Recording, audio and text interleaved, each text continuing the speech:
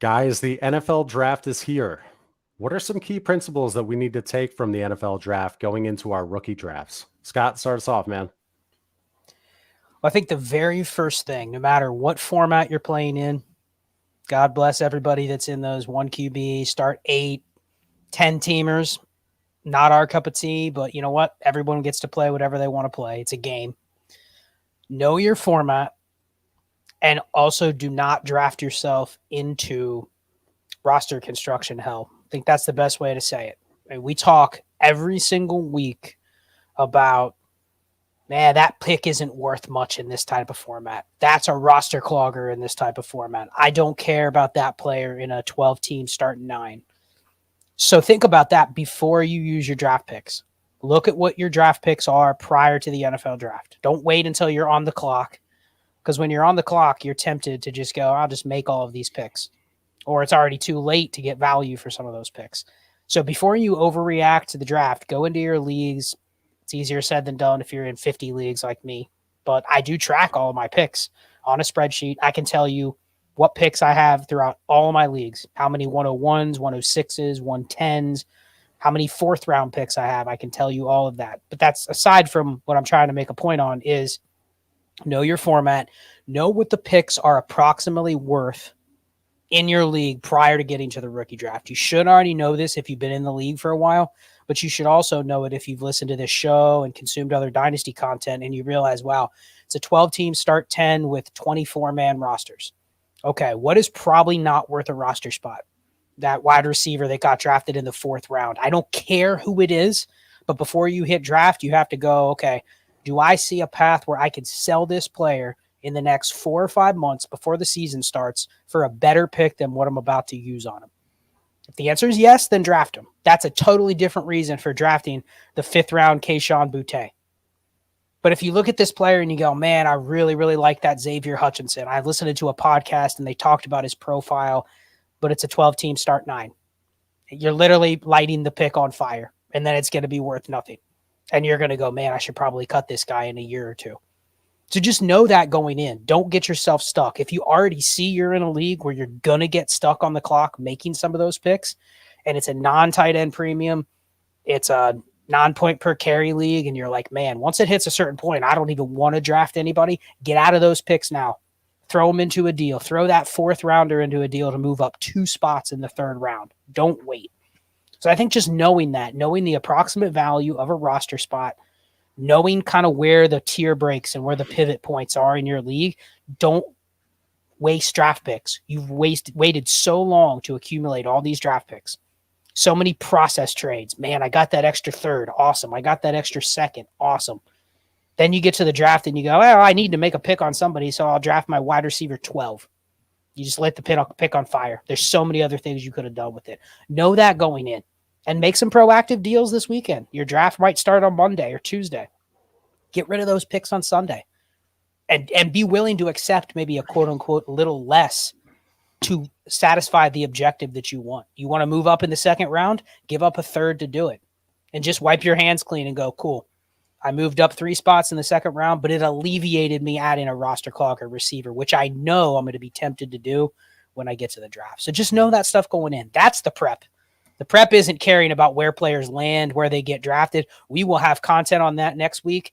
There will be more Dynasty content, podcast shows, articles talking about all of that next week. You don't need to do that analysis right now. Focus on your team, focus on these tiers, focus on your planning for the rookie draft. So, general rule of thumb, are you not touching day 3 wide receivers? You're not drafting them. Scott, I think I've heard you say that in the past. There has to be very rare circumstances you'll do that. Top 40 receivers, maybe top 50 is my cutoff. Like someone like Josh Downs that has a really good production profile. If he goes pick 49, okay, I'll take a couple shares of him. Outside of that, though, generally I'm not picking receivers that get taken out of that range unless it is the player that I go, hey, there's a reason I'm going to draft this player, and it's because I think Marvin Mims. There are people that have him as their wide receiver 2 or 3. You could justify taking a share 2 or 3, depending on what you're paying, because there's a name attached where you go, maybe I can get 2 seconds for him. take him at the 207. Maybe I can get a second and a third for him in 2 months. And that's fine because there are players that hit from that range. But Shane can even say, like, when you draft a third or fourth round receiver, the hit rate's less than 5%. Yep. Everyone's going to talk about how much they love the Cooper Kupp and the Terry McLaurin and Hunter Renfrow. Man, those were their guys. And then you look at every other name drafted in that range throughout the last decade, and you go, it's 7 out of 84 have hit. Yeah, well, there's a reason people remember. You can it's easier to remember the 4 hits than it is the 175 misses. It just is. It's like, oh, Terry McLaurin, Steph Diggs, they happen all the time. No, they don't. Stop it. I will say one thing that I've learned is I do need, like Scott was just hitting on, I do need to learn how to draft players that I don't particularly like that the market does, right? Like me, I get into this mindset in rookie drafts. I'm like, I'm drafting this player to play on my roster. Like it's the one time I get really tunnel visioned. I don't know why. Every other time I'm just like, this is just an asset, whatever. I need to get better. And hopefully people take this from that is that you can just draft people that the community's high on. If I would have drafted Dameon Pierce last year or more, I could have traded him everywhere. Isaiah Pacheco, I could have traded him everywhere for a nice return. And one thing is I'll also bring up is don't reach for Samaje Perine and Keyshawn Vaughn. Sometimes they're running backs with terrible profiles, and we go, yeah, but that landing spot's really good, And remember, there's a big difference from second round draft capital to fourth round draft capital, or even pretty big delta from second to third round draft capital too. And all second round draft capital for players, NFL players, isn't the same, right? And I learned that Sky Moore punched me in the nose last year with that. I was like, well, second round, right? But he was the 7th receiver off the board, and he was a small school guy. So just paying attention to stuff like that too. So if we're forced to make the pick, we have the option of taking some random wide receiver. We can't trade the pick, right? So we have to make one. Are we taking just a warm body running back? Any running back who has a decent profile, has a chance, again, to be flipped in the future for something? So running back, is it a time to take like a Sam Laporta, even in a non-tight end premium? Or are we hammering running backs? What are you doing? So to answer your original question, do you just take any running back? Like generally, you're going to want to take running backs only because when you get to a certain point, let's say we have a 12-team start 9. I don't even want to say start 10 or start 11. Start 9. As you get to a certain point in the dynasty player pool, let's call it 100 players deep, 150 players deep, it drops off a cliff to the point where in a start 9, let's say a guy like Josh Palmer, who you would like in a start 11 or a start 12. Okay, sure, I'll take him. Start 9, he's outside of the threshold. Don't care about him. The value he has is the value that I might be able to put him in my lineup at the right time. And if he's your wide receiver 7 in a league where you can only start 4 receivers, the likelihood that he's in your lineup at the right spot, because here's the thing, it's not just if he's in your lineup, it's does he have the situation for the 2-week period where he might be the wide receiver 2? Does that match up with what you need at that current time on your league? If not, you're like, cool, Josh Palmer is going to get some more opportunity, but this team doesn't really need him. So he's wasted. So yeah, you get to a point where what is the easiest path that I could see a player on my bench getting in my lineup? How we usually build teams, it's probably a running back. By default, doesn't mean it's going to be the one you draft, but once you get deep enough, you might as well take the running back because a running back is just a 1-for-1 substitute. If he's playing, I can consider putting him in or flexing him. If not, he's on my bench. So I think that's where the theory on running backs late comes in. Now, if you're in a deeper best ball league, for instance, okay, I could justify taking some receivers because it's a totally different game. Right. So yeah, I think generally that's why you take running backs because do you really want to draft in a non-tight end premium? Do you want to draft that Will Mallory as your tight end 5? What's the point? Much rather have a body at running back because at least I know the body at running back I can just turn over. Will Mallory, you're going to go, well, Shane really likes Will Mallory. Yeah, he's just going to hold him on his roster for 3 years. How many Jeremy Ruckerts are you holding, Shane? There's at least none. And any that I'm holding are probably getting cut during this rookie draft so that I can fill roster spots. So do I want to fill that with more tight end fodder? No, I'm probably going to go with the running back. I'd like this comment, theme of the week, humility, right? So I know, especially me, right? I'm very hyperbolic, so I talk in absolutes. But even Yeah. But even I know that I don't know everything, right? So right now, CJ Stroud, well, he's no longer my QB1, right? I've moved him down a little bit.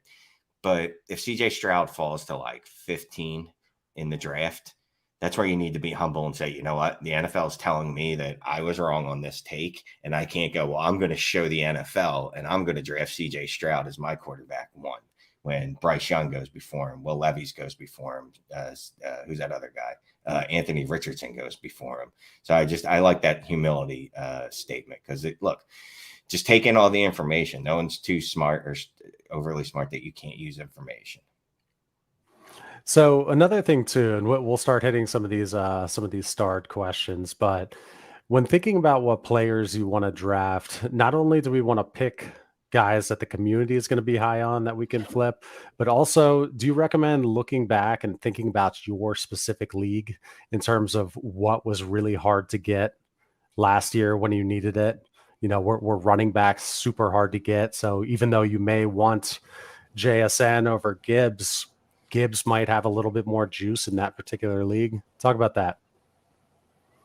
I mean, that's going a little bit deeper when, like, okay, I know my format, but then I also have to factor in the behaviors of some of the managers in this league. If you've been in the league for 4 or 5 years, I mean, we're all in leagues together that have been, I mean, especially Shane and I are in a couple leagues that have been formed 3 or 4 years ago with everyone that started in Dynasty from our patron chats.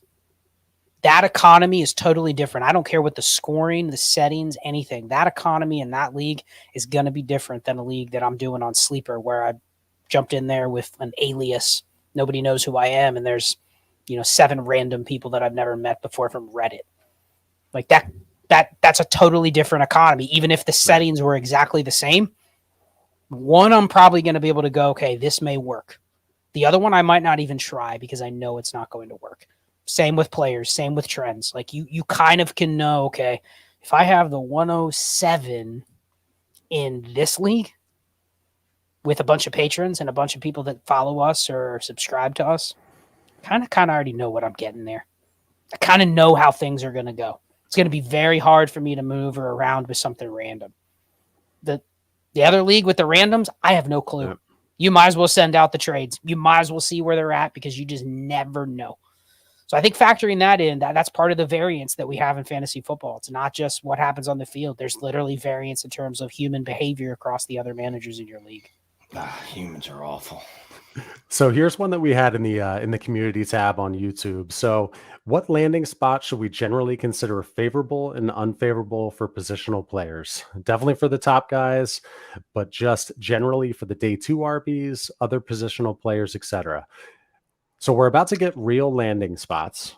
How should we interpret these landing spots? So you should look at them and then almost immediately ignore them because situation change. You should be betting on talent. Remember, I just talked about drafting Sky Moore, and I went, oh, well, look at that landing spot. He's with Patrick Mahomes. He's going to smash. Meanwhile, I literally like McCole Hardman 2 years before that to go, no, don't do it. Don't do this. It's not going to happen. Like, bet on the talent. Now, running back, obviously it's a little different.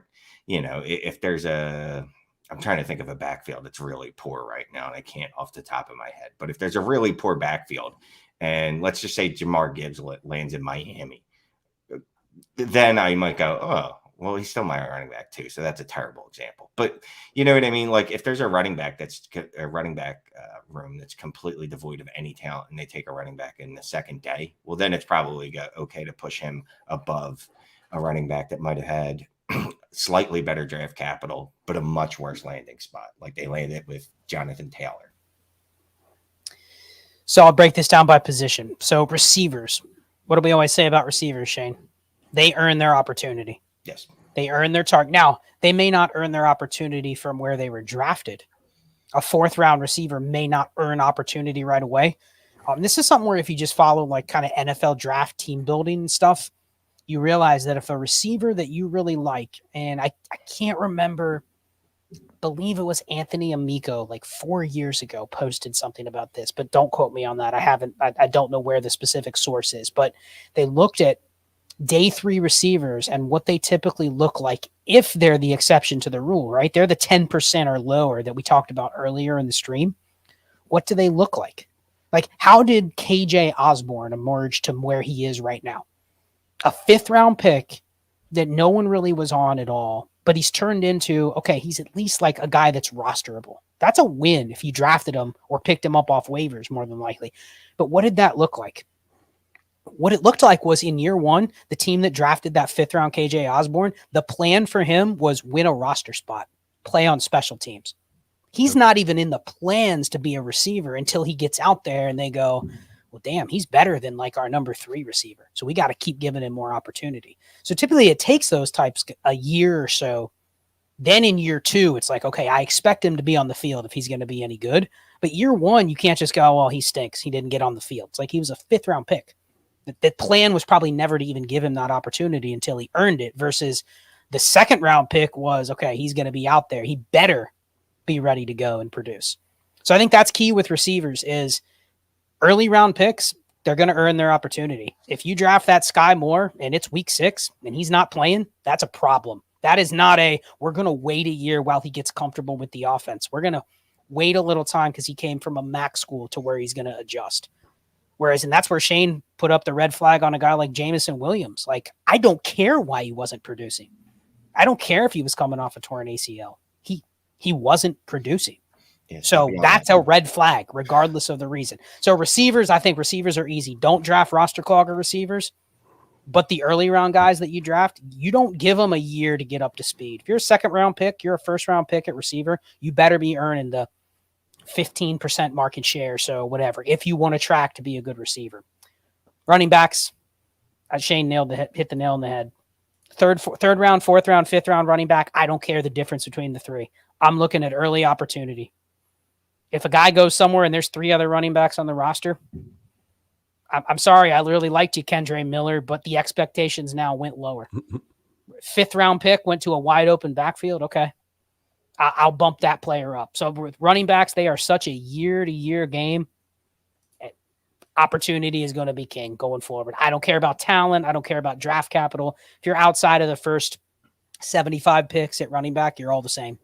All the same. It's all about what is the backfield, what's the opportunity to look like right in front of you. So we've got, 396 people in here. Hopefully we're going to hit the 500 mark tonight, boys. Thank you so much for joining. As always, it's our beautiful Tuesday night crowd. We appreciate you. Excuse me. This is a guy who's been sick for 10 days now. Hit that like if you wouldn't mind. Look down. Easiest way to help our channel. Hit that little button. We got 2 likes on Facebook. So let's keep rocking and rolling here, guys. Dad was the first one. He's like, am I early? Feels like I'm early. This was at 2:45. That's a little early. Yeah. We love you, Dad. Duncan, if Blue Jeans goes number 2 overall, or even just top 4, does he break into that top tier of super flex rookie picks? And Blue Jeans would be Will Levis to anyone who is not a fan and listener of our show. Scott? Yes and no. Yes, meaning like I'm happy if I have that 107 because I'll take him because he was a number 2 overall pick or a number 4 overall pick. I still don't think the market will react that way, though. There are too many people that are dug in on Will Levis that are literally, I don't care. Shout out to Ray. He put up a Will Levis thread the other day. And I've put up some Will Levis threads too. And it was literally like if Will Levis goes at 101 or 102, and there's just flat out replies in the comments, won't draft him. He sucks. NFL made a mistake if they draft him that high. So I think there's a community that's just kind of dug in that he's bad. So I think if for people that were interested in him and you have that 107, it's going to feel better if he goes 102 versus he goes 110. I think that's the only thing. I don't think he's going to be QB2 off the board, though. People are just going to pass him over and take the other guys no matter where they go. See, I could easily get on board with him if he ends up with Shane Steichen or at this point, who knows, even freaking Carolina or Frank Reich, because those are the two coaching staffs that I think are built to words on utilize, accentuate. I don't know, make a rookie quarterback good. They're not fancy words. So I can see myself moving up on him. Look, like I said earlier, if CJ Stroud falls and tumbles down the draft board, I'll move Blue Jeans up above him because, well, I'm not related to any of these people. So I don't really care from a personal standpoint on who's good and who's bad. If the NFL thinks Will Levis is much better than CJ Stroud, well, then I'm probably going to move Will Levis up. Okay, let's throw up a few more questions here. So Darth Dookie, thank you very much for the super chat with the creepy avatar. His is always funny. One of two. Thanks for the weekly podcast, guys. Y'all are awesome. Just curious on your opinion. Who do you think drafts JSN? What is your favorite and least favorite landing spots for him? We were joking around last night when we were recording JSN to the Eagles. What would we think about that? I would not like that. I just saw a thing about a report that the Eagles are making a push that they really do like JSN. I mean, listen, that I wouldn't mind it, but it would definitely create some dynasty drama, right? Oh yeah. As there's no way is Jalen Hurts really supporting 3 top 15 receivers and a top 5 tight end? I mean, no human being can. So let's not just put this as Jalen Hurts. I mean, that would just be an untenable situation. So I'm looking right now. This is from NFL Mock Draft Database. Looks like there's a few recent mocks for him.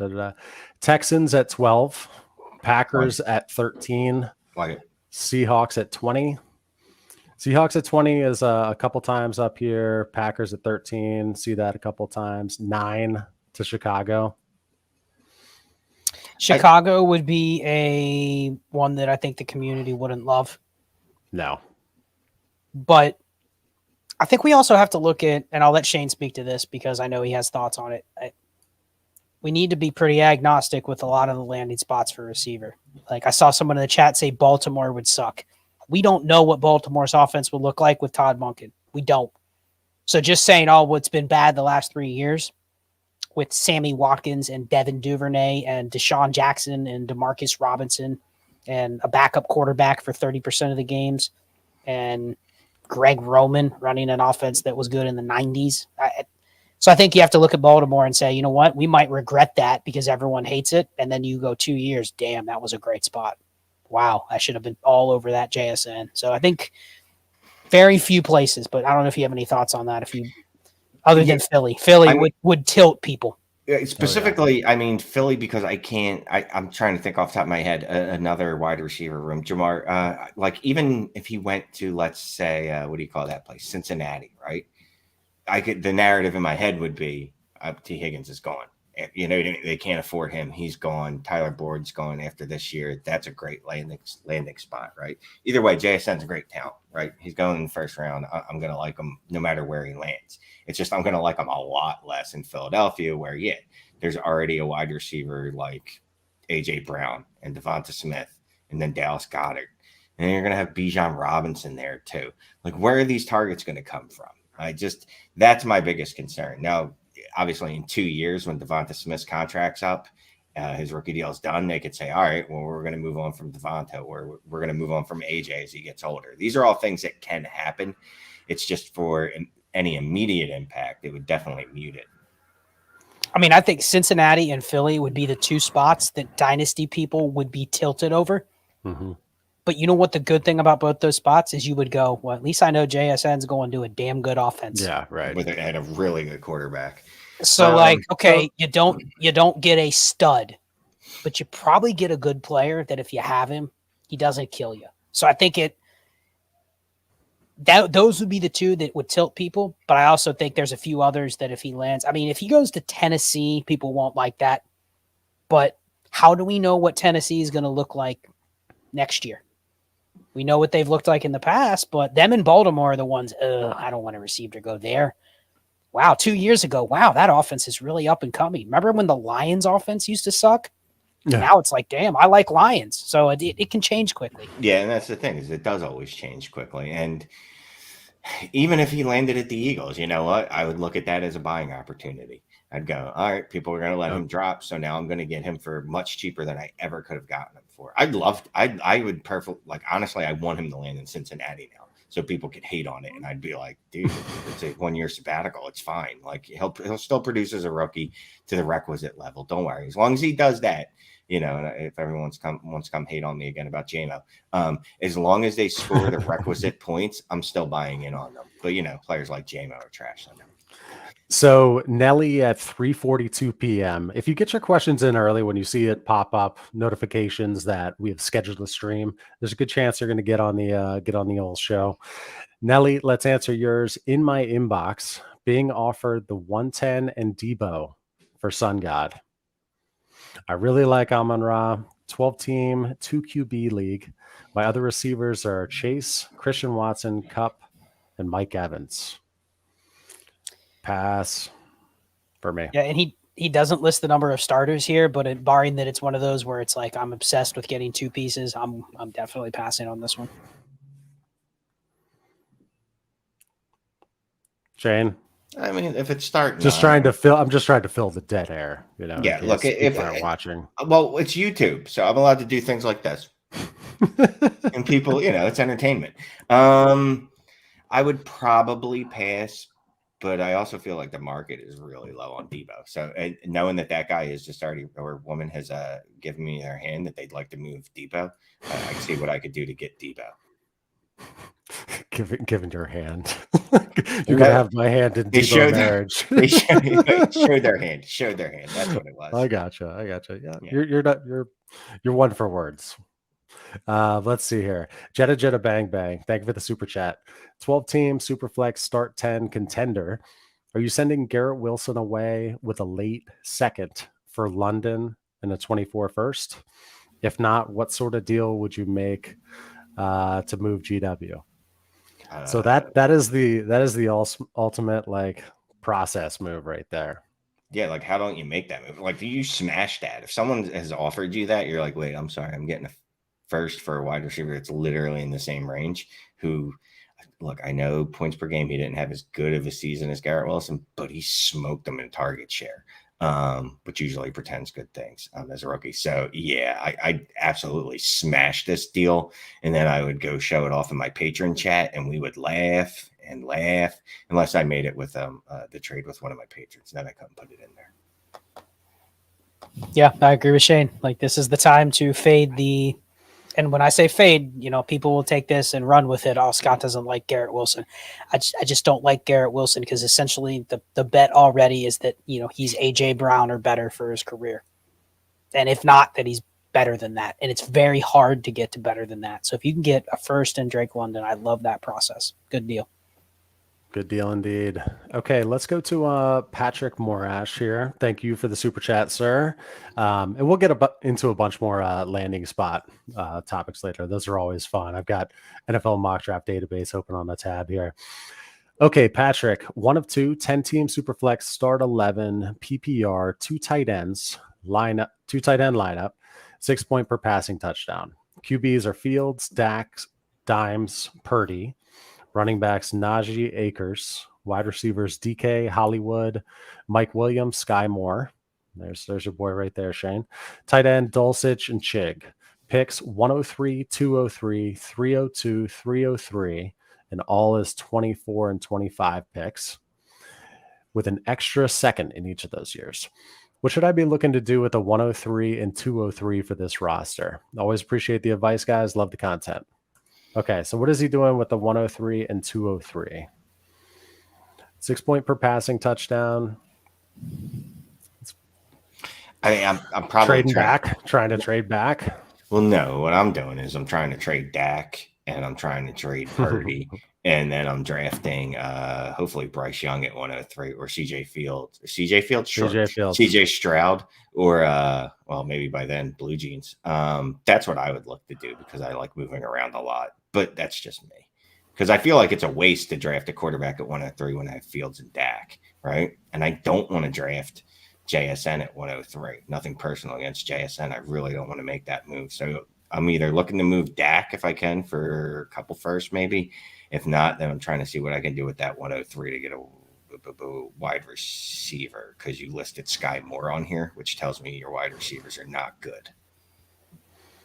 Yeah, I mean, I kind of quite like the Dak, Fields, Danny Dimes QB room in a 2 QB league. Like, sure, would I love to have 3 studs, but I think that's the one part of your roster where you're like, I'm good. I can roll with that and be okay, but I need to create extra value with this 103. I need to turn it into not even multiple pieces, but I need to turn it into different type of value because I already know that pick is going to be best player available is going to be a quarterback unless I'm reaching on Gibbs or I'm reaching on JSN just for the sake of adding something different that I need that maybe the league doesn't. So I'm good with trading Purdy. I'm good with moving around the board. The 203 is actually the 201, so that's a pretty good pick. There's a really good chance you add another good running back or receiver there. And then, maybe you move back, pick up an extra second. Maybe you can move an extra second somewhere to get a first, create value with that 103. And it could be what Shane said. Maybe someone loves that Dak Prescott and they'll give you double for Dak Prescott what they would have given you for the 103. Okay, then make the trade. You got flexibility, but I don't want to just draft a 4th quarterback and have Brock Purdy and then be the one that has to trade a quarterback to be competitive. Yeah, and a 6-point per passing touchdown. I might look to move Fields. Actually, there would have to be. You can get a haul for him probably. I would look to do that. Look, I know Fields hasn't been particularly good at throwing the football in the NFL, but he was actually a good passer in college. As someone that roasted me on one of these live stream comments before pointed out to me, and I went back and looked. So just saying. All right, thank you for that super chat, Patrick. Let's keep going here. I saw one that would be easy to hit. Okay, Alex, thank you, sir. What would you do with the 110, 111, and 112? Use as dart throws or combine for a piece? What's the best process? Assume standard 12-team superflex, start 10, half PPR. So I'm assuming if you have the 110, 111, 112, does he have all 3 or he has one of them? All 3. All 3. I mean, yeah, I'm going to see, can I snooker someone into taking 3 firsts off my hands and let me get a really good piece? I'm always going to look to do that, assuming that my roster, it's a start 10. It doesn't have to be super deep, and I'm guessing my roster, I can afford to do that. That's probably the first thing I'm going to do. So I'll throw in here, and Scott, you're obviously who people want to hear, you and Shane, but let's assume that he can't kick him for a 24 first. Obviously, we'd like to do that, but let's assume that. Well, you stole my point. That was going to be the first thing. You got to explore moving one of those, probably the 110. And don't get greedy and try to move the 112. Move the 110. They're in the same tier. All you're doing is giving the other person the choice of probably a tier of 4 or 5 players. I mean, I hate to be a shill, but we did do a series of videos that talked about each one of these picks and talking through like this same scenario. If you have 2 of these picks, I think Clay even fired off a couple trades, 110 and 112 for what would you have to get to move those 2 picks in the same trade. There's a couple of those in there. So check those videos out, rewatch them. You can do it in an hour if you watch it on 2x speed. But I think people get caught up in, I can't trade that 110. I can't get a 24 first in my league. Okay. Did you add a future second to get that 24 first? Start 10. If I can add, I made a couple trades this past weekend where I took the 108 or the 109 and I'm moving it for a strategic 24 first, not a random one. Right. One where I've looked at the team and I go, wow, you know what? That Clay, he's not a very good dynasty manager. His quarterbacks are Kyler Murray and Jimmy Garoppolo. I don't think he's going to win this year. He has no draft capital. Is he going to really trade me that 24 first to his for my 108? So he can draft Jordan Addison. Is Jordan Addison going to get him to the playoffs? Probably not. But damn, if that's a top 4 or 5 pick next year, I won. And Clay might have declined that 109 or 110 for the 24 first. If I add another starter in there, Clay, you might go, I can squint and see where if I throw in that extra starter, if I throw in that Miles Sanders and that 112, you're justify it to give away your 24 first because those are the 2 pieces that are going to help you get right back in the mix. You can make those deals. People are just uncomfortable thinking, oh, man, I overpaid to get that 24 first until you didn't. And it's the 103 next year. And you're going, damn, that was a great trade. And then even if it's not, just think it. I'm sorry, Clyde. Oh, you're good. I'll cut you off in a second. Say it ends up being the 108 and you traded away the 204. That's fine. Like the 112 and the 204. Think about that right now. What would you rather have, the 108 or a 24? Like some random 2-4 just sitting in your portfolio. Like, oh, I get to draft. I don't know. You'd much rather have the 108. So also with the having the 110, 111, 112, and whether those are the exact picks for you, when you have a string of picks, people get jealous. People are going to want to get up into those spots. Everybody thinks they're the smartest guy in the room, and they know exactly who's going to be that late round wide receiver that's going to hit. Somebody is going to want those picks on the clock. Just know your league. Maybe that's not the case, but I get jealous when I see people having a string of picks. Okay, let's keep on rolling here. Ethan, thank you, sir. 10 teams, start 10, half PPR, super flex. Rest of the team is set, but RB room is Monty and 9 bodies from RB 35 to 70. I have the 104 and all future picks. How can I improve to help this team compete? Trade for one stud or split the 104? 10 teams, start 10, half PPR, super flex. So it's shallow, but I would say this: Monty and a bunch of bodies. You probably will need one more decent running back, but that can win. Is the team ready, though, without looking at the rest of the team and seeing, I better see 6 or 7. I better see a stud tight end, 2 stud quarterbacks. If you have that, we had a long discussion over in the DD Discord today about a team in a start 10 that had TJ Hawkinson, Jalen Hurts, and Patrick Mahomes, and they were worried about not having enough pieces in between. And I was like, you have those 3 in a start 10 or a start 11, like you're a contender. If you can just fill them in with random replacement value players you can buy for a second at any time during the season, you're a playoff team. So if his team is at that point, I don't care who my running backs are. Sure, there's going to be points during the year where I go, all right, I need to go buy some points. But I'm not panicking. I'm moving the 104 for either the best running back I can get or just the best value I can get. I'm not sweating.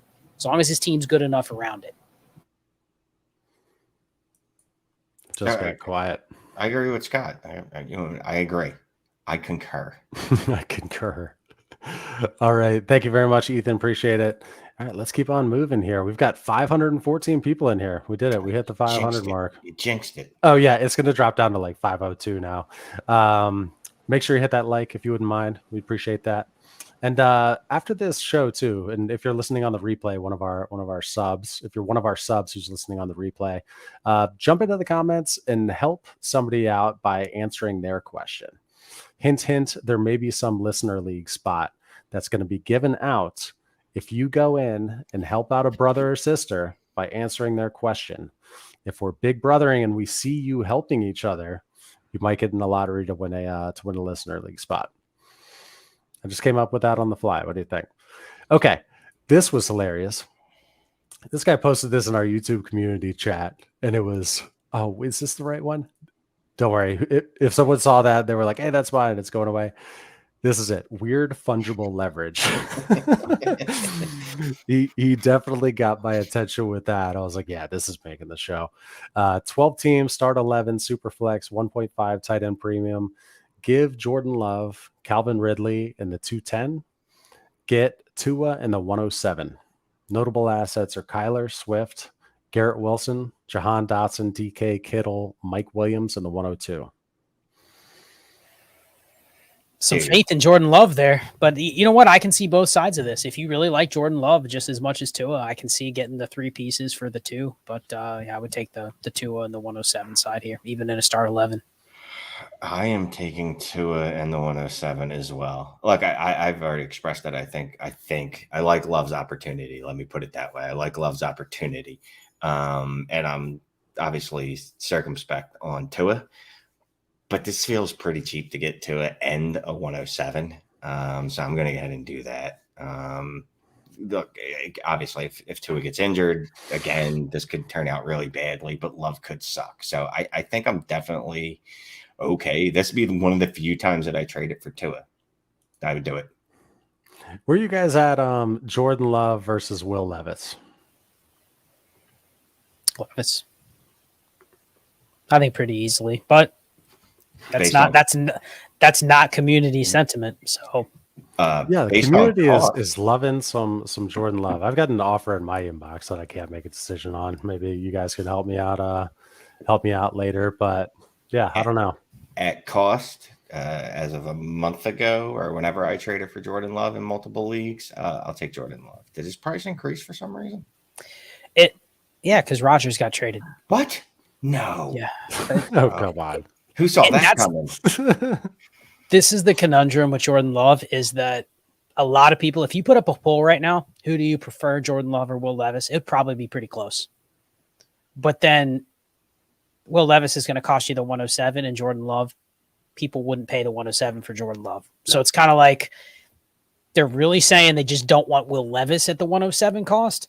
But if they had to pay where you have to draft Will Levis to trade for Jordan Love, they would never do it. So it's kind of a weird conundrum where it's like people will say they're even, but really they're not. So you have to lean with, once you turn that 107 into Will Levis, that should speak to what Will Levis is. Once 107 becomes Will Levis, now you're like, man, I just lost value as soon as I hit draft. Caleb, thank you very much for the very generous super chat. Appreciate this, man. He says, guys, just took over an orphan in a 16-team Superflex IDP league with Guys, just took over an orphan in a 16-team Superflex IDP league with 1.75 tight end premium. Notable players are Burrow, Deshaun Watson, Jamison Williams, Najee Harris, Jamar Chase, CeeDee Lamb, Higgins, Pitts, Schultz, and a great defense. Got offered Eckler for the 107 and a 24 second. I'm guessing that's Javonte Williams or Jamal Williams. I'm guessing Javonte, but yeah, same premise. And speaking of that, nice to take over an orphan in a 16-teamer that has Joe Burrow and Deshaun Watson. Where can I find that type of orphan? All right. And then part 2 says, what moves would you be looking to make with that pick? I also have all my 23 and 24 draft picks. Love the content. Listen to you guys all the time. We appreciate you, Caleb. Thank you for listening all the time. First of all, Shane, how many orphans do you see that are 16 teams that have CeeDee Lamb, Jamar Chase, Kyle Pitts, T. Higgins, Joe Burrow, Deshaun Watson, Najee Harris, and the 107? No, man. Yeah. I was just jerking off DJ in the patron chat because he took over an orphan, that had Josh Allen and Joe Burrow at quarterback. Like, this is like walking into that, although he didn't list any quarterbacks. But this is a 16-teamer. Oh, yeah, Burrow and Watson. Yeah. This is ridiculous. The moves I would make, would you even bother paying the 107 and a 24 second for Eckler in this situation? I don't think that I would. Nope. There's, you know what? You have such a good team already. There's no reason to risk that 107 plus for a running back right now. Just, I don't see the point. Yeah, it feels like you're wasting capital. And I'm all about, obviously, it's the first time I say it tonight, I'm all about adding hammers, but this feels unnecessary. Like, this would be like you're adding a little like baby hammer when you've already got sledgehammers. Like, you don't even need to add it. So I think I would pass on that. As far as what moves to make, thanks, Clay. No problem. I mean, the good news is it's a 107. So if you're stuck taking Will Levis, okay, it's a 16-teamer. Okay, sure, I'll take him. If you have to take Jahmyr Gibbs, okay, sure. If you have to take JSN, fine. Like, he's in the sweet spot before the tier break. So I would shop the pick for the best player you can get, but I'm not afraid to make that pick. Here, and I don't want to take away Caleb's message, but there's someone at the BFR. It's not at, because this is YouTube. The BFR says it's an orphan. He wants to make it his own, but shouldn't. And I got to agree with him. Like, I know that first instinct when you get an orphan is like, how do I blow this up? My first instinct when I look at this roster would be like, I can't fuck this up. Like, I just need to add to this. Like, there's nothing for me to do here. I don't need to get all creative and be like, oh, can I move from Burrow to Pat Mahomes? And maybe I could go from Deshaun Watson to Josh Allen. Like, no, this team is good, dude. Make your picks. That would be my suggestion. If you can flip that 107 for a 24 first, do that. Yeah. Okay. Man, I kicked a very valuable power cord. It shut down like everything. Can you hear me right now? Yeah, you're good. You're good. All right, good stuff. All right, so let's and thank you, Caleb. We appreciate that, man. That goes straight into video editing for a show that you'll see. Gosh, hopefully I can get it out tomorrow. A last minute trade show, which hopefully you guys will enjoy. It's good stuff. We had some fun recording that too. There's like a bunch of good TikTok material in there. Shane at his finest, paying attention, not paying attention. You see me helping Clay? What is that? Earlier, you said if you're helping out a fellow subscriber or listener. Yes. He had to remind us that he was helping. He was helping. Okay. Let's see. Aaron, thank you for the super chat, man. 12 team, Superflex, PPR, start 10. Should I give Kyler 24 first, 24 second, Elijah Moore, and Singletary, and get Justin Herbert 309, 310, 24 fourth? Current QB room before the trade is Watson, Kyler, Purdy, and Geno. No. Man, this is close. I see Shane shaking his head, and give me some Herbie. I think I'd consider paying for Herbert here. I think you got to look a little deeper. You're paying the tax, Shane. I agree. You're paying the first tax on top, but it just feels like if I have Herbert, it's much less stressful over the next couple of years. And I'm pairing Watson with Herbert. I have to say my outlook next year, as long as I have a decent team, looks better as well. I'm okay doing this. I got to go buy more Kyler. All right. Well, no, this is cool because we're on opposite sides, and I don't think I could totally see in 6 months where you go, damn, I got a first on top of Kyler to trade away Justin Herbert, and Kyler's better than Justin Herbert. Like give your piece, because I think it's important. I mean, that's legitimately it. You just gave it. Kyler Murray is better than Justin Herbert. He flat out is, straight up in fantasy. Look at their points per game. Kyler had a down year last year. He was QB8 in points per game. Justin Herbert had a down, not air quotes, had a down year. He was the QB, 39? What was he? QB 17? QB 16 in points per game. He was below Kyler Murray. And you're giving me a 24 first? Yeah, I'm going to take this all day. Even if Kyler is just equal to Herbert, which I'll concede and just say that they're equals. I'm getting a 24 first. So I'm definitely taking this deal. So I had a dream last night thank you for that super chat, Aaron. Dream last night that Quentin Johnston went to the Chargers to be with Herbert. And the community was like, shit. Here's the new Mike Williams. If that were to happen, Shane, you are the resident hater of Quentin Johnston. Would you still be fading him big time? Yeah. Or would you draft him and then sell him for a lot? Well, that's the thing. Yeah. So, yeah, if I can get him at the end of the first round, mid to late end of the first round, I would do that. And then I'd immediately be trying to flip him. I'd go to the Herbert owner and I'd be like, what are you going to give me? But I should say, too, that mocks are, these mocks that I'm looking at aren't necessarily aren't gospel, but the Giants are a popular location, 25, the Vikings, the Ravens. So I didn't see the Chargers on there. I was just streaming it. Here's my spot for Quentin Johnston, and people will not like it.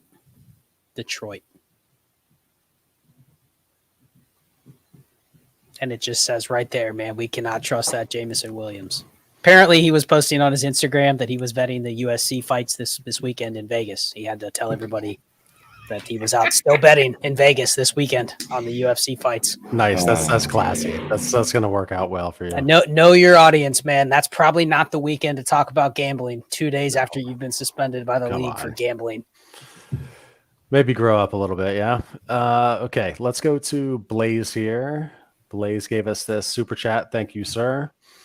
All right, let's go to... Is that Aaron Rodgers, like super pixelated or something sideways? It's like Tecmo Bowl, Aaron Rodgers. Yeah, cool. Thoughts on this trade? Start 9 Superflex, 12 team, half PPR. Give Pittman, Javonte Williams, and the 209. Get Olave, a 24 first, mid, most likely. What the fuck? Yes. You shouldn't even be asking this, Blaze. You should just Blaze and go hit accept, bro. Yeah. Hit accept and then spark the blunt or bong hit, whatever your soup du jour is. Scott. Yeah. You're also hitting the bong.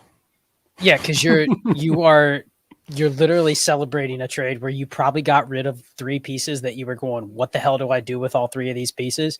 Oh, I just got Chris Olave. Oh, and I got that 24 first. Shane, would you do this for Chris Olave? Without the first? Yeah. Fucking real.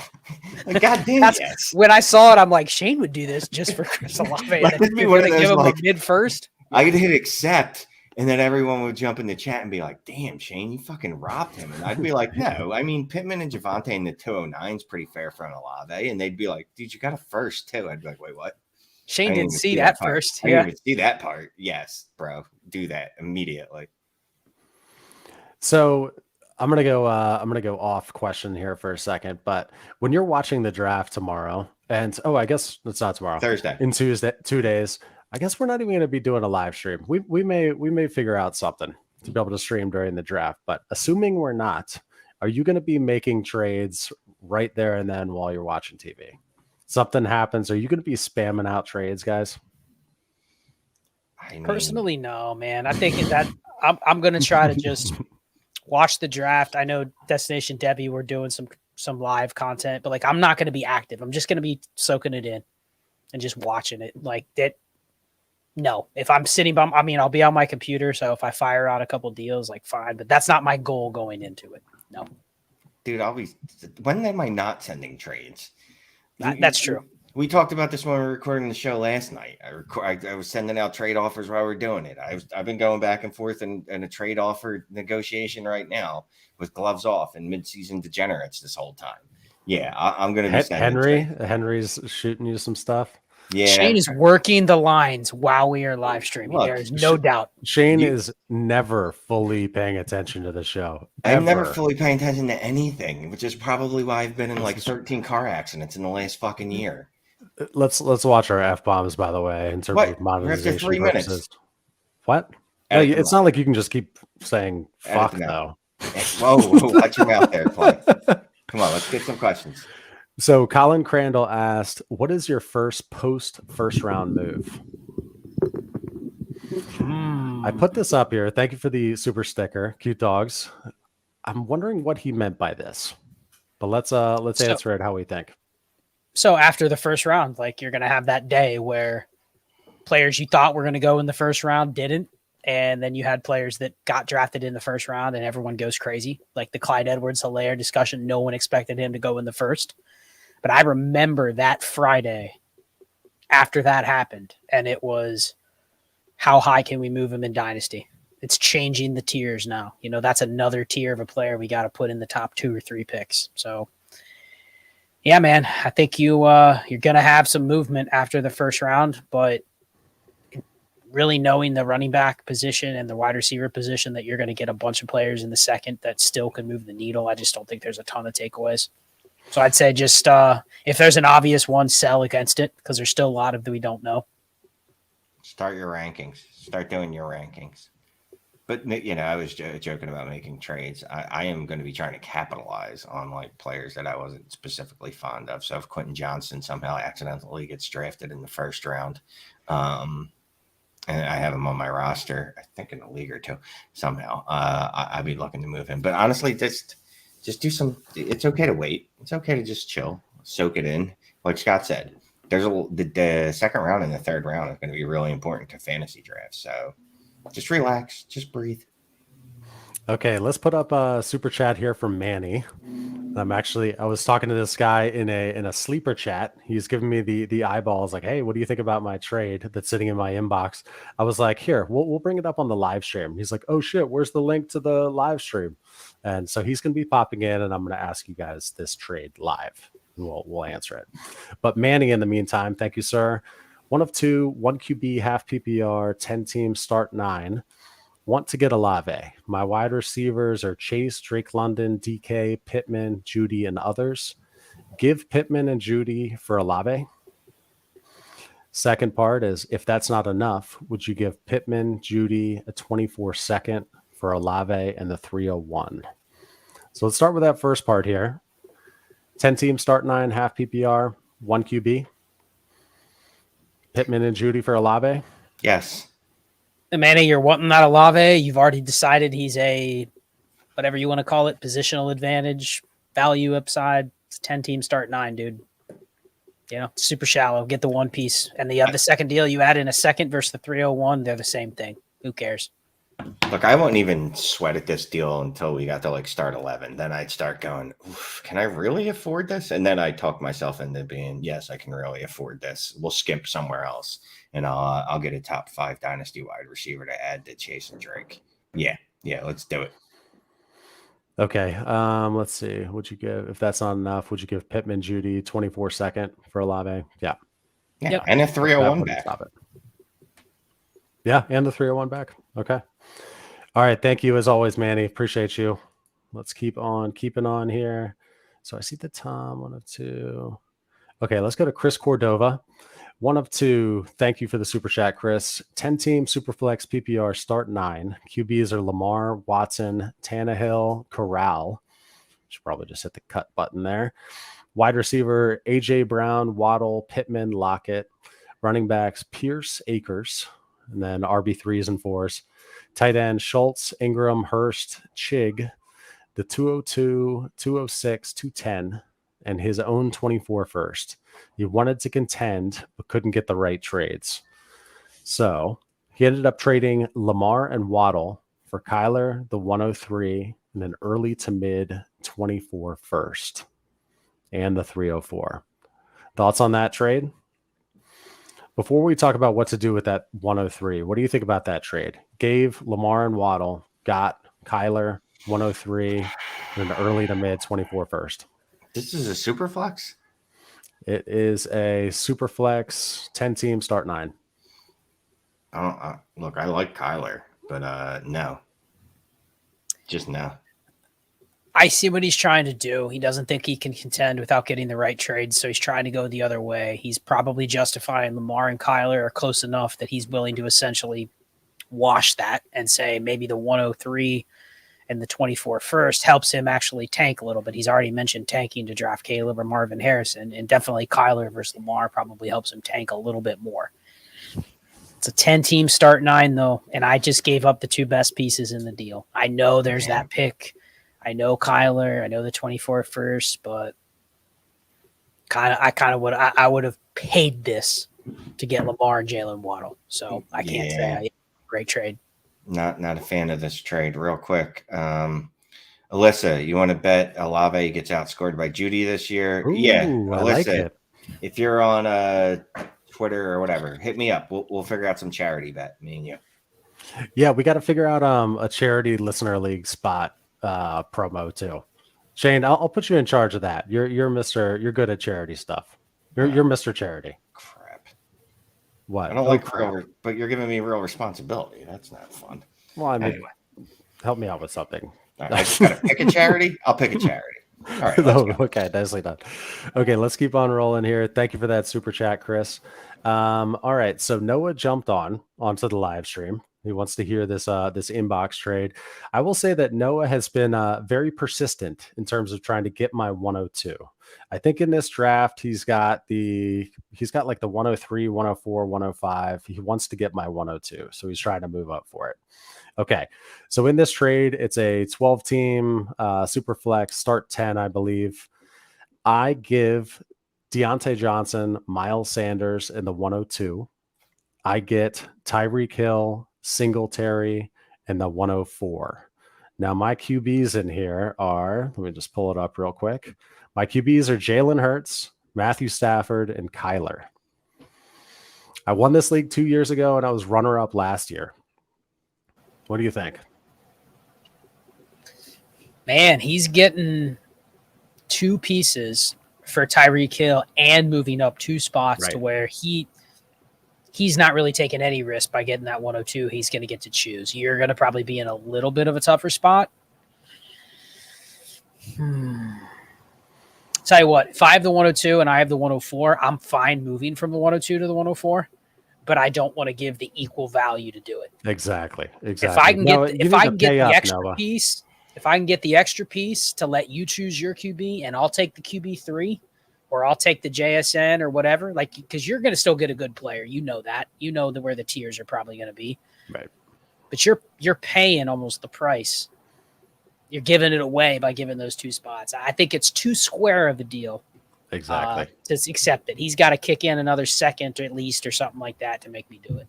No, but he's a good guy. I'll tell you what, he woke this league up. There have been 93 trades since he joined it. But I will hit the decline, Noah. Thank you for hopping on and watching this. Try harder. Offer something. Would you do that trade without one of the pieces he was getting? No, because like holding on to Miles Sanders wouldn't make the difference to me in that one. Like it's he's got Olave on his team. I'll try to figure out a counter. But I want to make it hurt. If he wants to make his pick at 102, and I'm moving back to 104, got to pay for it. And that's the Would thing. you do Olave in the 104? Olave in the 104 for the 102 potentially. I think I have a player for that 102. Shane, would you do Olave in the 104? Yes. He's got Garrett. He's got Garrett Wilson too. He's got pieces, but he's not offering. I got to figure out how to get both of those guys. I got to find out. I got to figure out a way to get both those guys. So would you send him the 102 for Olave and Garrett Wilson? How bad does he want a quarterback? Send him that offer. Yeah. Well, Noah may still be listening. Anyway, let's keep going on. Keep on moving here. Thank you for humoring me, everybody. 528 people in here. And whatever that symbol is called for, smash that like button to get 3% more leverage and 8% more hammers on your next trade. I love it. Tom, thank you for the super chat. It's a 12-team Superflex PPR start 9. QBs are Watson, Daniel Jones. RBs are Ramondre, Connor, James Cook, Jamal Williams, Foreman. Wide receivers are Pickens, McLaurin, Cooper, DJ Moore, Juju, Mike Williams, Mooney, Dotson, Wandale. Tight ends, Schultz. He's got the 104, 108, 209, 212.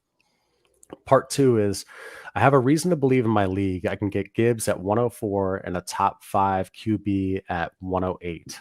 Hooker likely.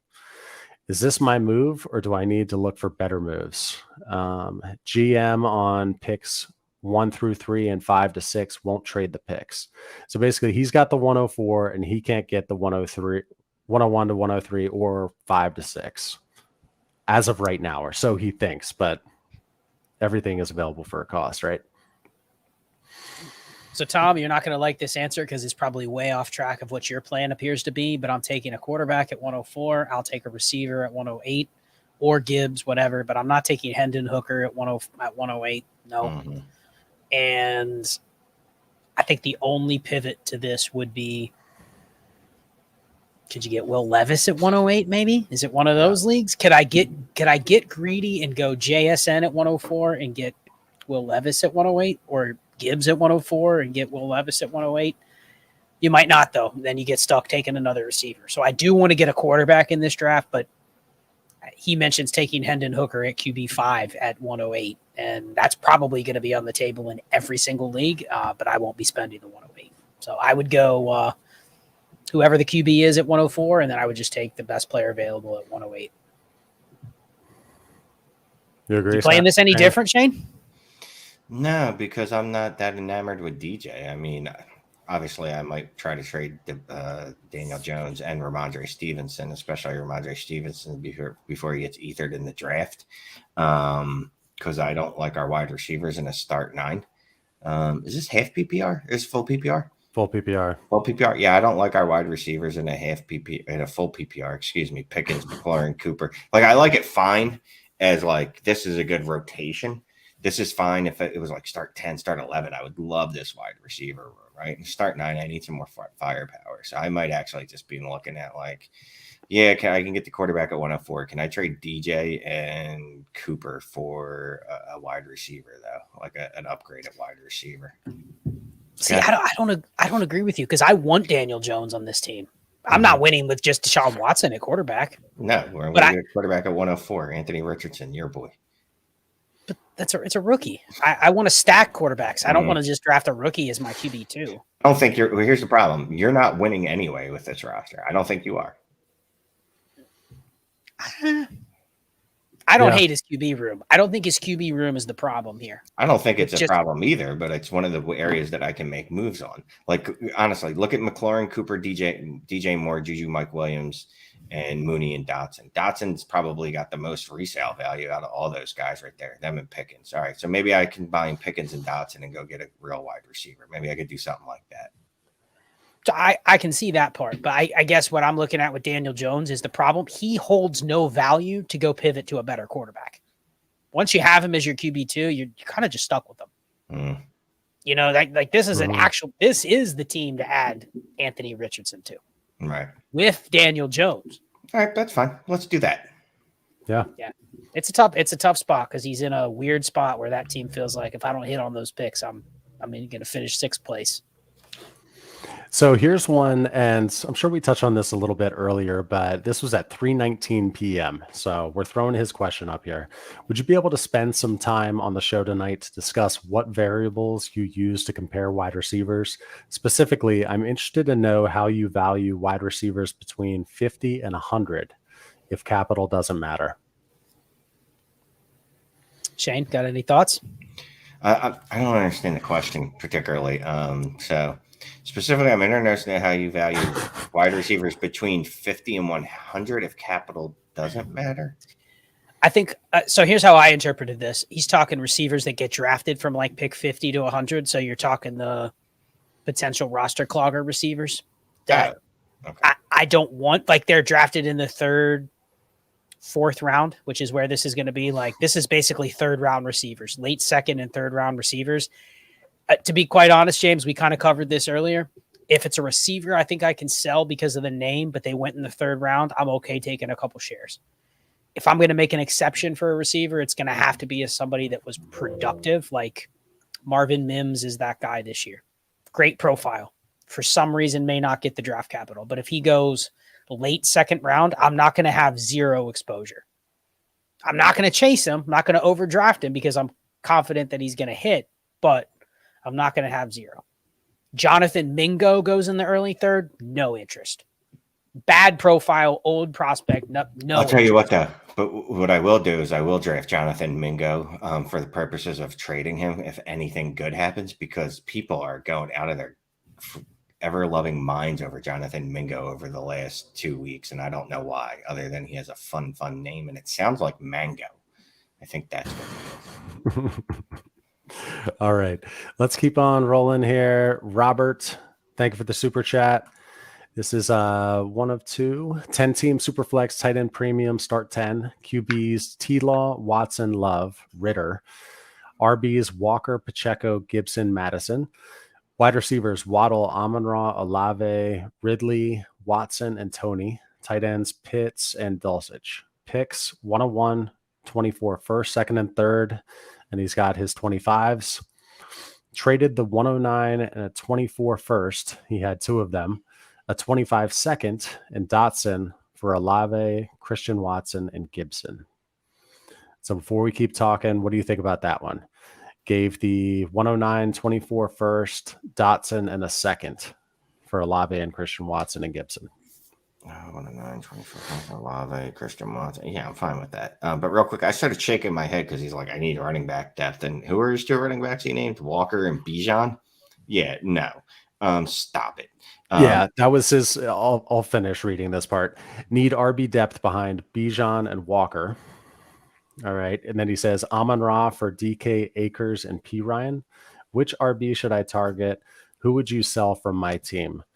Yeah, I think roster construction. He's got a little bit of an identity crisis in terms of how many running backs he needs. Let's talk to him.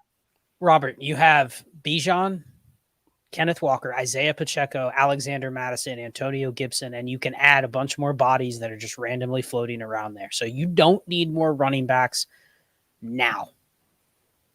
So I'm okay with the trade. You paid a pretty penny for Chris Olave, which I'm sure Shane is fine with, but I kind of look at Jahan Dotson and Christian Watson. I'd prefer Christian Watson, but I don't think it's that big of a deal in a league that's still it's a 10-team start 10. So he paid a lot to get Chris Olave. This is, what do we call it, Shane, where you have your 1 weekend of the year where you can splurge, right? Yeah. Mm-hmm. He just splurged right here. Chris Olave is the guy, so do not worry about, like, an absolute no to trade Amon-Ra St. Brown to pivot to DK Metcalf and you're getting Cam Akers and Samaje Perine in a 10-team start 10. You're worrying about your depth in April no reason to trade for depth running backs right now. I never ever want Samaje Perine to be an important part of a deal, and if he ever is, then I'm not making that deal. There's something significantly and inherently wrong with it. So just off of that, no, you're good. Your running back depth is enviable. If I had running back depth like that in any of my leagues, I wouldn't know what to do with it, and I'd probably start trading it like Ken Walker. Yeah, and you've got so many valuable assets. Like you don't have to worry about depth right now. You have so many valuable assets to be able to trade for whatever you want during the season when you figure out what you need. Okay. Thank you, Robert, for that super chat, sir. What was that? The P Ryan Act of 2023. Whatever that is. All right, Greg Oswald, thank you, sir. 12-team Superflex PPR start 10. Traded the 2023 110, 111, and 201 for AJ Brown. Am I paying to brag or paying to look like a jackass in front of 500 people? No, that's bragging. Yeah, 110, 111, and 201 in a start 10. Yeah, unless, of course, your team is just ass cheeks and you have absolutely no starters. And even then, I'd go, well, what are you going to get with the 110, 111, 201? No, dude, you smashed. Good for you. $5 brag. Very worth it. Yep. Smash that, Greg. Nice job. I'm trying to figure out what is the person thinking that goes, man, let me get something for that AJ Brown. And they just had to have that 110, 111 and that 201. You know what it is? And I know that's from past history. It's when you get such tunnel vision. I'm making a move. I'm going to make a move. I'm going to make a move. You start negotiating against yourself. You know, no one's accepted that offer. Let me lessen my offers out to everyone. Well, I'm getting 2 firsts and an early second, so it's a good deal. And then like a week later, you look back at it when you're doing the show sheet for Dynasty Trades HQ, and you go, "Oh, what did I do here? Why would I have done that?" Sometimes you just need to pull back and be like, "I don't have to trade." Okay, let's see here. Dustin Bustin Productions. Thank you for the super chat. In a rebuild, have the 102. What is that? Have the 102 in a 10-team Superflex start 10 half PPR. Can't trade for an elite QB. Is it best to keep Bijan in this format? Okay, hold on. Before we move on. I'm guessing he meant 101 and 102. Yeah, okay. Yeah. So in a rebuild has the 101 and 102 in a 10-team Superflex start 10 half PPR. Can't trade for an elite QB. Is it best to keep Bijan in this format? Notable assets are Kyler, Russell Wilson, Lance, Chase, Olave, Deontay, Dotson, Kittle, 424 firsts. Appreciate the advice. Love your content. Sup, Shane? I love watching Shane's eyes as you're reading the roster because Shane's just he's going, let's see, contender. What's 1 out of 10, Shane? That's 10%, right? Yeah, so we're adding Bijan at 102. We take whatever quarterbacks first off the board, probably Bryce Young, who's probably going to be starting week 1. Let's be honest. And then your other quarterbacks were Russ Wilson and Kyler. So Russ Wilson to get you through the first 8 weeks, then you can thankfully turn to Kyler after he's back and be off the Russell Wilson train. And then you got Chase, Olave, Deontay, Dotson's fine, Kittle, and Bijan, and then you have 24 first. You're going to be buying players in season going for the playoffs. And then he's got Trey Lance and 424 first. Dustin, this is now what we call a contender. Yeah, this isn't. This is not a rebuild anymore. If you think that's a rebuild, I don't know. I can't think of a good analogy. It's not a rebuild. Thank you for that super chat. Next up, of course, we got Professor Charlie T in the house. The hashtag for tonight's super chat, thank you, Charlie, is secret weapon. 16 teams, start 12, Superflex, 1 point per carry, 1 PPR. Is it 1 point per carry? No. That's There's no way it's a point for a point. It's point. Carry. I'm guessing probably it's point one per carry. 0.1 point per carry, full PPR, 1.5 tight end premium, 4 keepers. This is a vampire Devi league. Loser stays in a Waffle House for 24 hours. Get Steelers D and Boz and give the 405. Just kidding. Love y'all. Stoked for the draft. That's freaking hilarious. Part 2. No, you want to talk about that real quick? No, I was just gonna say if it's 1 point per carry, then I want as many like Brian Robinsons and Najee Harris's as possible. Oof. Dude, it's so funny how he just was totally setting us up there. He put up all this stuff, Vampire Devi League, this and that, Steelers D, Boswell. You got us, Charlie. Nailed it. His real question is, do you like drafting early or late in the offseason? So I've been on a kind of a rampage and rant about this on Dynasty Trades HQ the last few weeks, where I'm like, look, if you're drafting early, it's just because you're proud of how big your penis is and you just want to show it off. Like, that's all it's about, right? Like, oh, look how smart I am. I can draft players before you without all the information because draft capital doesn't matter, you stupid draft capital slave. That's what the person that wants to draft early sounds like to me. It's stupid. There's no reason for it other than boredom. And like I said, just because you want to show how smart you are. No, I prefer, and this is after years of study, scientific studies I've done, I prefer doing them after the NFL draft when we know that Hakeem Butler is now a 7th round draft pick. When we now know that Malik Willis will never be a starter in the league after the NFL draft, that Matt Corral is never going to be a starter.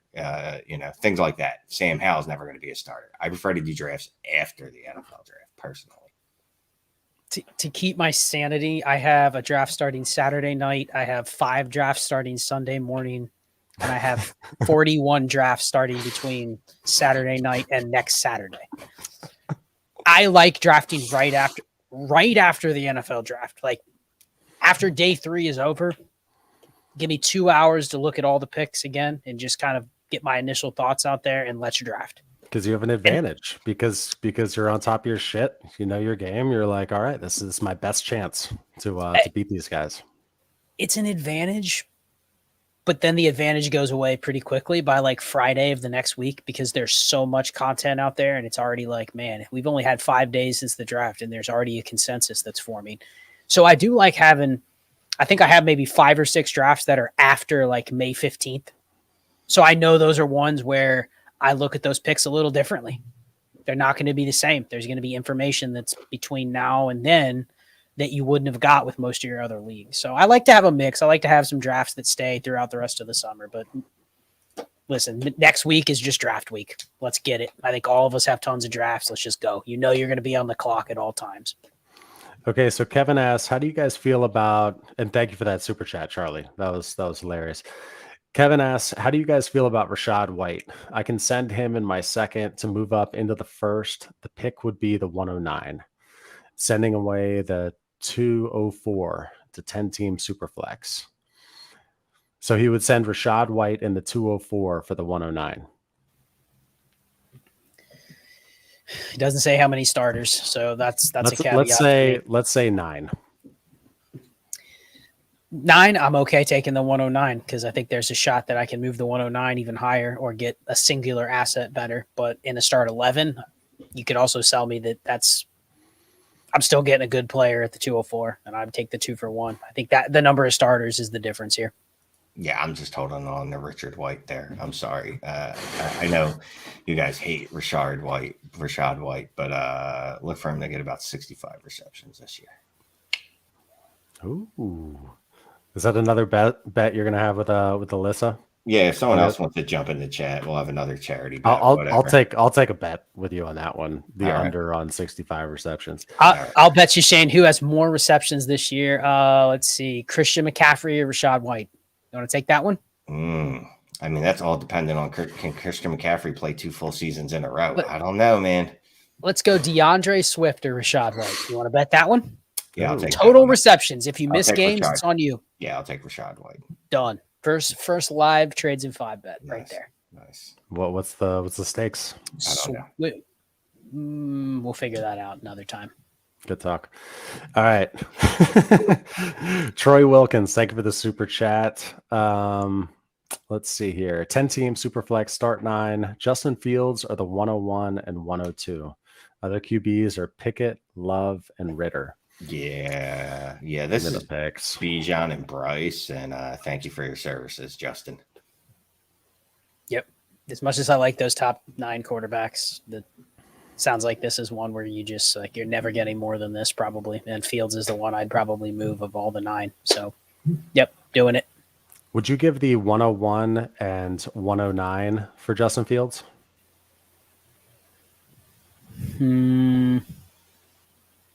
Yeah, I'd trade the 101. So that might be the one I can buy. If that's it, if he's the only quarterback available, I'd do it. Okay. Thank you for that super chat, Troy. Let's move on to Kenneth. Thank you, sir. 12-team Superflex startup draft. I have the 5th pick. Should I trade the 208, 408, and a 24 first for the 102 and 1102? Nope. This violates what, Clay? Two Both rules. Yes. Yep. Yes, Trading away a 24 first, and you're not getting as many pieces back as you're giving away. No, he is. He's getting the 102 and the 1102 for the 208 and the 408, but the 24 first in there is the. That counts as a piece. That's the problem. That's a piece. If I can get back another startup pick, I would do this. If I can get an 8th round startup pick or a 7th round startup pick, I'd do it. It's essentially trading your first for a startup pick. But no, I'm not doing it. Okay, let's see. Or let me just throw this out there to him. I would also do it if I would take a second back in this circumstance because I'm getting Pat Mahomes or Josh Allen. So someone help me with math. If he has the 208, what's his first round pick? The 104? He already said he has the 5th pick. That's the sentence. That'd be the 105. So he's getting Trevor Lawrence or Justin Herbert plus Jalen Hurts or Josh Allen. So I like the start. I don't like paying this right off. You try to get his second back, his 24 second back, or her 24 second back. If we can do that, then yeah, I'm fine starting off with Jalen Hurts, Josh Allen, and then the 5th pick apparently that you have. Yeah, thank you for that super chat, Paul. You're next. Thank you. 12-team Superflex PPR, 0.5 tight end premium, 0.2 point per carry, start 11 contender. Give the 101 Jay Willie, get CMC Henry, the 112. Oh, I remember this question, Paul. RBs are Dalvin Cook, Swift, Gibson, Singletary. I have 524 first. You know what? James. With the 524 first, I'm just keeping Bijan and drafting him. Henry. Oh, really? That's the side you're going, huh? I went the other way. In the comments, I was saying just contender, get a couple hammers. You got 524 first to refresh on running back next year. I also feel that if you have Jameson Williams, which he is throwing him into the trade to get this done, I bet you if you work one of these managers enough, you can get that Derrick Henry for Jameson Williams plus without having to trade the 101. This with 524 first, I'm just not sweating needing to buy Derrick Henry and Christian McCaffrey right now for the 101. Yeah, if that was another part of it is he's already a contender, right? Does he need to get all this extra stuff? But it's a 0.2 point per carry, and it's a start 11. He's getting CMC, Derrick Henry, and the 112, which could be another running back and a point per carry. I don't know. He posted and he was like, I don't know if this is a smash, but I'm struggling with it. And yeah, I mean, we're clearly struggling with it too. You know what'll make me do this deal? Take out the 112 and give me a 24 first. And I'm guessing the person doesn't have one, which is why it's not in the table. It's probably the 112. Yeah. And the one thing, I guess if he has this person's 24 first, there's a good chance he's probably burying this person's team too. So that's something to consider. But if I can get a 24 first, I would do it. No, I'll take quick tie break. Give me Bijan. All right. That's why they pay you guys the big bucks. Thank you for the super chat, Paul. Okay. Inbox trade from Nathan. 10-team Superflex, half PPR, start 9. Traded the 108, 24 first, Ridley, Madison. Yes. Get A.J. Brown.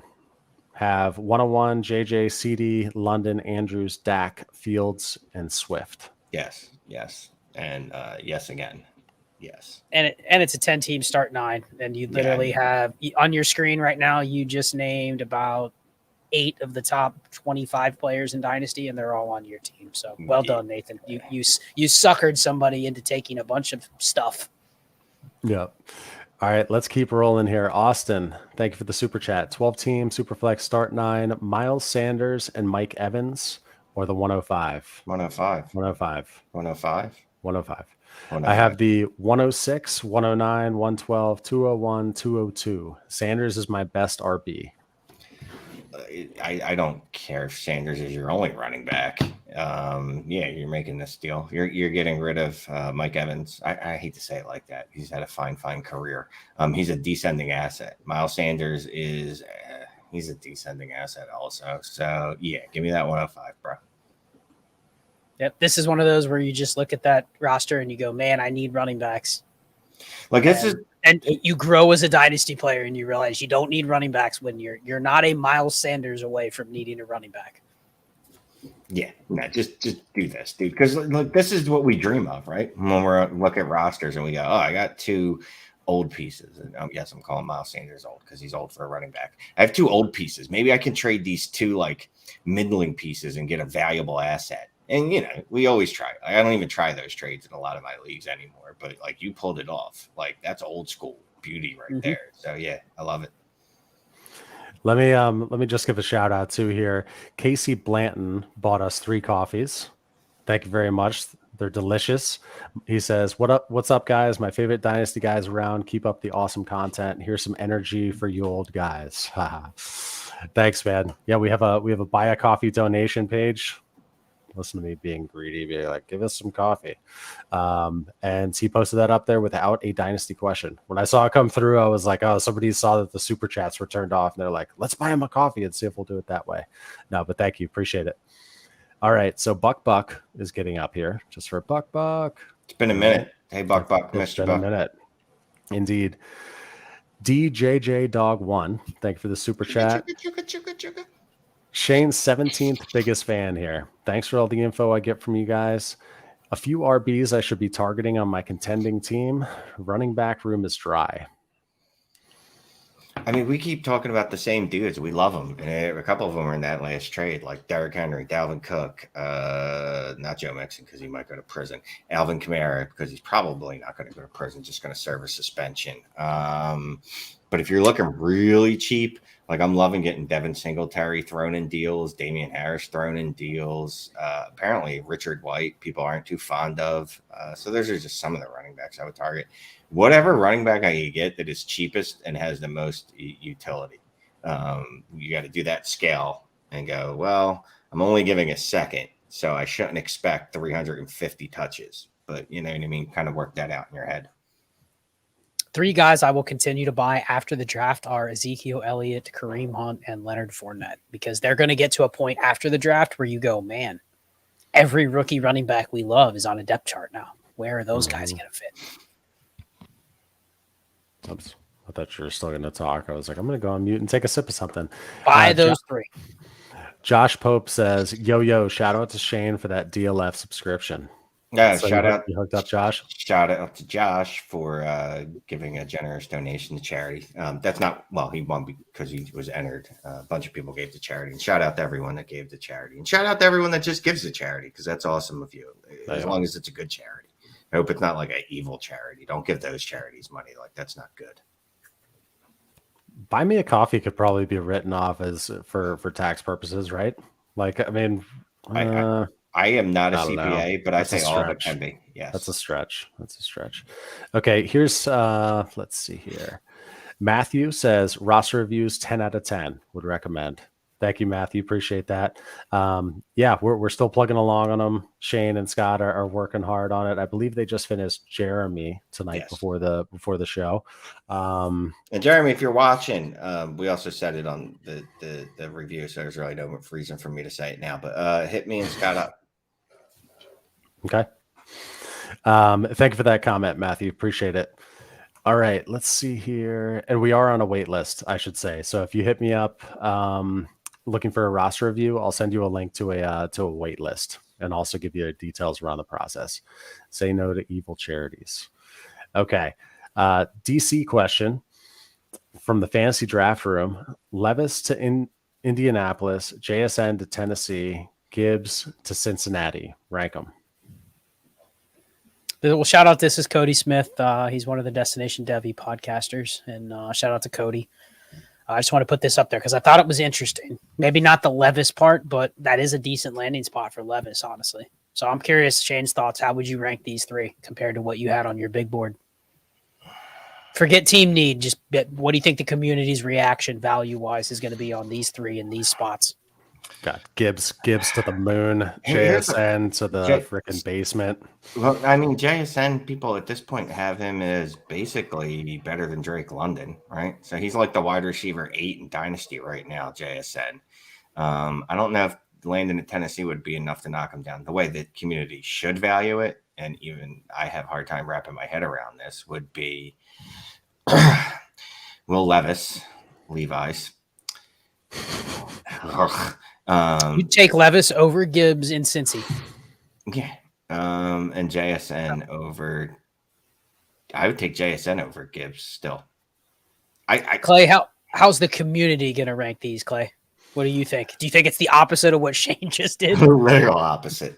Yeah. I mean, JSN is still going to go ahead of Gibbs in most cases, but Levis to Indy, I like it too. But I mean, it's going to be Gibbs to the moon if he goes to Cincinnati in that offense. Yeah, I would go Gibbs, Levis, JSN.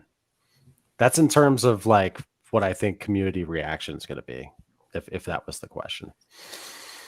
Yeah, I think it'll be a debate between Gibbs and JSN. I still think no matter what happens with Levis can go 101, and people will go, the NFL's dumb, he stinks. So I think it's probably Gibbs, JSN, Levis. I agree with you, Clay. All right, so shout out to Cody. Good question. Yeah, good job, Cody. Good job, Cody. And then and Henry, gloves off Henry. Got his question up here.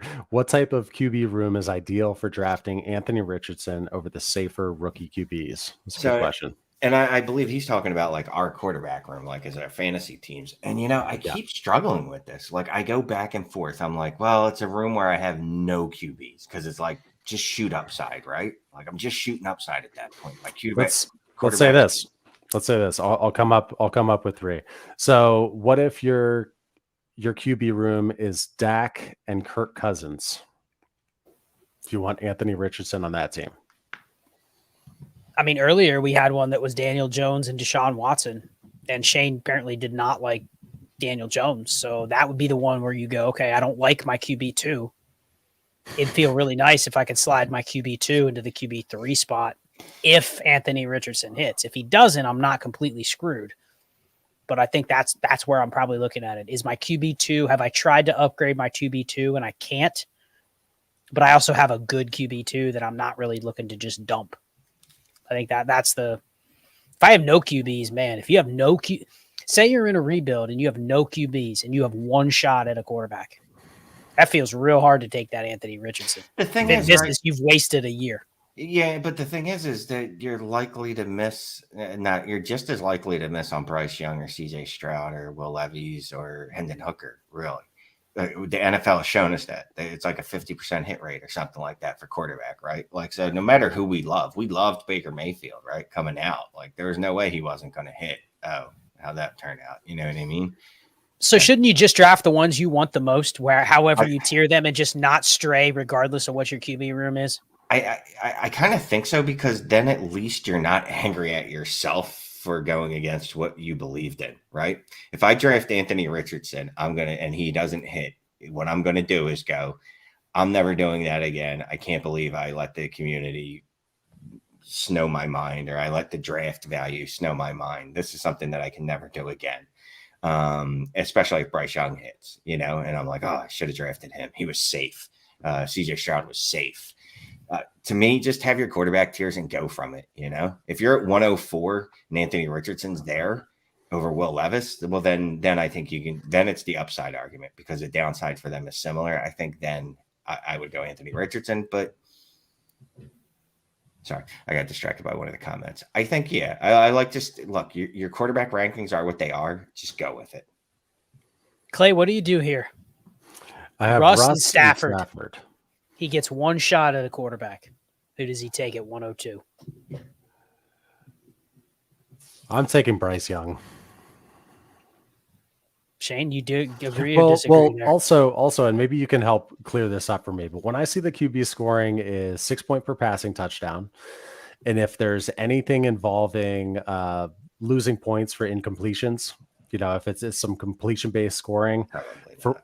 for whatever reason, clean this up. Should I be fading Anthony Richardson when I see those completion point losses for incompletions? In a standard like 4-2, where the QB ones are scoring 22 to 24 points per game at the most, Give me Anthony that's the Richardson. league you take the Richardson shot. Right. If it's a 6 point per passing touchdown, point per completion, where you look at last year's stats and you go, yeah, Kirk Cousins was QB 8. That's the team you drop Bryce Young, because you're like, okay, Bryce Young can probably be Kirk Cousins, like that. That does matter. That's a great point. You got to know that stuff. And we never talk about that context because people usually don't share it. So Yeah, but here's the problem with that is I don't even see Bryce Young as that. I see Bryce Young's upside as a Kyler Murray, Lamar Jackson. I know he's not a particularly rushing quarterback. He has the mobility, but he doesn't take off. There's no reason he can't be a Patrick Mahomes type in the league, to be quite frank. Now, I'm not saying he's going to be, because that's the greatest quarterback that's ever played football. But I think we're underselling what his upside is. Okay, two super quick ones here. Fungible, love this channel. That gets them on the screen. Inbox offer, 12 teams, start 9, super flex, half PPR. Give Miles Sanders, get the 112. I have the 101, Dobbins, Penny. Good process move because of the flexibility. The only problem is then the 112 is going to come up, and you know what you're going to do with that pick? searching for a running back. Yeah, you're going to draft Tyjae Spears and hope that he can turn into Miles Sanders. If it were a full PPR, I'd take the 112 more easily. In a half PPR, Miles Sanders, I would just stick with that. There's not enough reason to move there. I would do this if you think you can then use that 112 in conjunction with another. Right. Is your league super player active to where that 112 looks a lot better than the 1.12? Right. Okay. And you know your league. 14 team super flex, start 11, 2-point tight end premium, inbox offer. Give Dobbins, Dotson, and Dubs. Get Pollard, Algier, 206, 306. That's a close trade, honestly, because in the 2 PPR tight ends, I like that 206. And Pollard and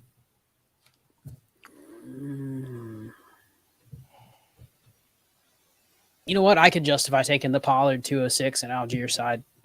But I could easily see people saying they want out of Algier. They don't care about those picks. I'll take the Dobbins and Dotson side. I'm split. This is 50-50. I normally don't say that, but I think this is right down the middle.